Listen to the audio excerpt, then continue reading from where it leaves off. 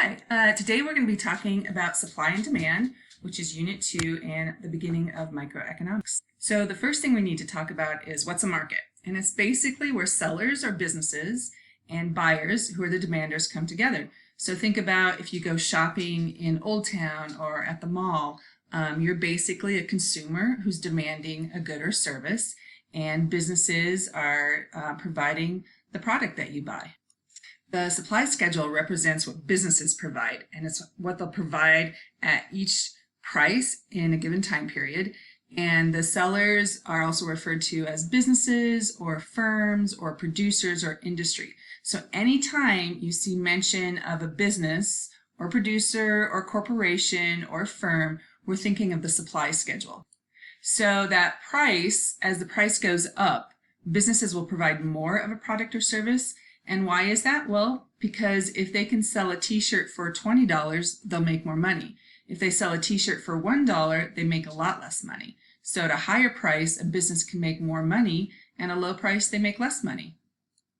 So this is the graph of the supply schedule, and you'll notice that we place price on the y-axis or the vertical axis, and then we place quantity along the horizontal axis or x-axis. So as price goes up, there's movement along the supply curve, meaning that at a higher price, businesses, industries, firms will offer more of whatever that good or service might be. Next, we're going to talk about the law of demand. And that tends to be a lot easier because it represents consumers or people like you and me. And at a high price, consumers buy less, and at a low price, people like us buy more. So think about if Qdoba was to charge $20 for a burrito, I don't think a lot of us would buy it. But let's say Qdoba charges $1 for a burrito, a lot more people would buy those burritos. So at a low price, consumers buy more. At a high price, consumers buy less. So this is what the demand curve looks like. High price, less quantity is sold. Low price, more quantity is sold. That's a change in quantity demanded. That's referred to movement along the demand curve. So this is an inverse relationship between price and quantity demanded, and there are three main reasons. The first one is common sense. I'm more willing or able to purchase a good or service at a lower price than a high price. So price is a major factor of why demand slopes downward. The second reason is diminishing marginal utility, and the last reason is the income effect. So diminishing marginal utility is basically saying during a specific time period, each buyer of a product will get less satisfaction, that's also known as less benefit or utility, from each good consumed. In this picture, I'm showing you donuts, but basically consumers will only buy additional units if the price of those units is progressively reduced. So imagine you're going to Lamar's Donuts and you buy a donut. It was pretty good, but the second donut isn't quite as good, so you wouldn't be willing to pay as much money for it. If we were meeting in person, you would have the choice between Swedish fish, which I tend to think are disgusting because they stick in your teeth, or chocolate kisses. And I would ask you to rate your satisfaction on the first one, and then the second one, and then the third one. And if you do marshmallows, that's another option. Usually that first marshmallow is pretty good, but if you eat a whole bag, I had somebody do that last quarter in AP Microeconomics, and Connor was feeling pretty gross after eating an entire bag of marshmallows. First marshmallow was the best. The last marshmallow was pretty bad. So that's diminishing marginal utility. Your satisfaction that you get from the first donut or whatever the product is much higher. And that's partly why demand is downward sloping. Then the final reason demand's downward sloping is because at a lower, is called the income effect, and that means at a lower price increases the purchasing power of a buyer's money, so the buyer can afford to buy more of that product. So if things are very expensive, inflation is going up, the value of the dollar is worth less. So another way to say it is if the price of donuts fell to 10 cents, you'd have more income to buy more donuts. If the price of donuts goes up to $10 a donut, you have less money. So that has to do with purchasing power of the dollar and the cost of goods and services.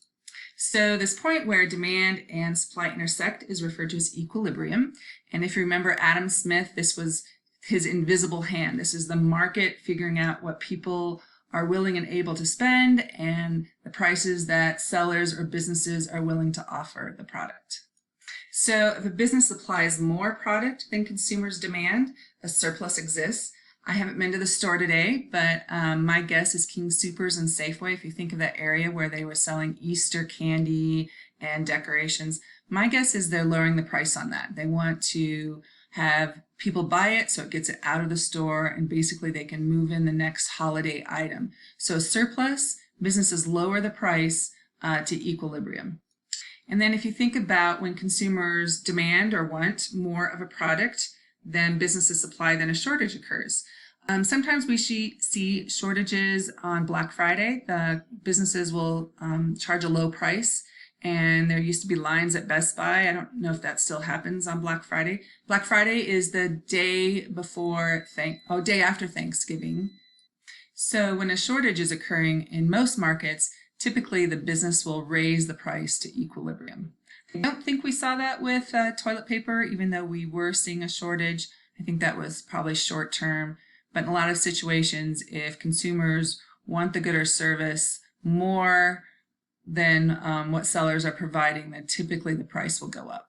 So just to review, if it's a surplus of a certain product, businesses usually decrease prices to sell more. And if a shortage occurs of a product, likely businesses will increase the price. Probably a better example of a shortage was the housing market here in Fort Collins.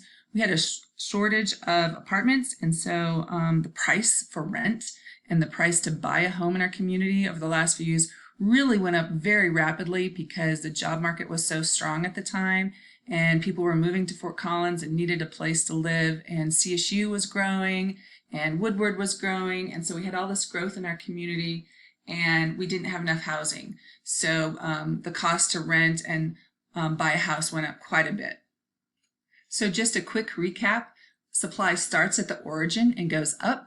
The supply graph represents sellers at a high price. They'll offer more product and service. At a low price, they'll offer less. And then demand represents consumers like you and me. And at a high price, people aren't either willing or able to purchase a product. And at a low price, consumers buy more of that product.